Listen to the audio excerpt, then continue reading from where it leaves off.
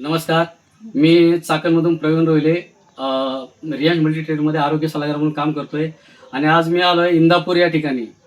तरी जाधव मॅडमला मी 2.5 महिन्यापूर्वी औषध दिलं होतं अमृत ज्यूस. त्यांना त्रास होता, तर आपण जाणून घेऊया त्यांना अमृत ज्यूस याच्यावर काय त्रास होता आणि त्यांना काय काय फरक पडला. सांगा, तुमचं नाव सांगा. संगीता दिलीप जाधव. बरं, तुम्हाला अमृत ज्यूस घ्यायच्यावर काय त्रास होता?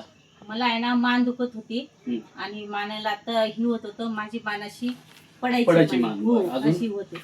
आणि पित्ताचा पण त्रास होता हम्म. आणि पाठ ही दुखायची माझी. पाठ दुखत होती. हो, बरं, हे किती दिवसापासून तुम्हाला त्रास होता? म्हणजे माझे 6 महिन्यापूर्वी 6 महिन्यापासून त्रास होता. त्रास होता. बरं, आता मग अमृत ज्यूस घेतल्यानंतर तुम्हाला काय रिझल्ट आला जरा तुम्ही शेअर करा. म्हणजे माझं आहे ना आता मान पण एकदम व्यवस्थित झाली आणि पित्ताचा पण त्रास कमी झाला. बरं, आता मान पडते का तुमची? नाही नाही, माझी मान पडत नाही आता. आणि एकदम मणक्याचा माझी त्रास मान- आला काय वाटतं तुम्हाला? नाही, पाठ पण एकदम व्यवस्थित आहे. माझी मान पण आता सरळ आहे. सरळ आहे. हो, आणि पित्ताचा पण काही त्रास नाही आता. आता तुम्ही काही खाल्लं तर तुम्हाला पित्त जाणवत नाही. नाही जाणवत. आता तुम्ही खाऊ शकता, बिंदास खाऊ शकता. म्हणजे आता खिचडी दही खात होती ना, हा. त्यांनी पित्त व्हायचं हो, शाबू खाल्ल्याने. बर. आता नाही होत. Okay okay. हा, हा. तर बघितलं, मॅडमला जवळजवळ मानक्याचा त्रास होता, नंतर पित्ताचा त्रास होता, त्यांची मान पडत होती. पण आपण अमृत ज्यूस आणि ऑर्थोजी दिल्यानंतर त्यांची मान पण एकदम सरळ झाली, त्यांचा पित्ताचा त्रास कमी झाला.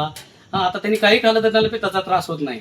आणि शिवाय त्यांचा मणक्याचा त्रास, त्यांचा चपात्याचा बिझनेस आहे. चपात्या लाटायला त्यांना दिवसभर चपात्या लाटावं लागते. त्यांना कमरेचा खूप त्रास होता, पण आता त्यांनी कितीही चपात्या लाटल्या तरी त्यांना कमरेचा त्रास होत नाही.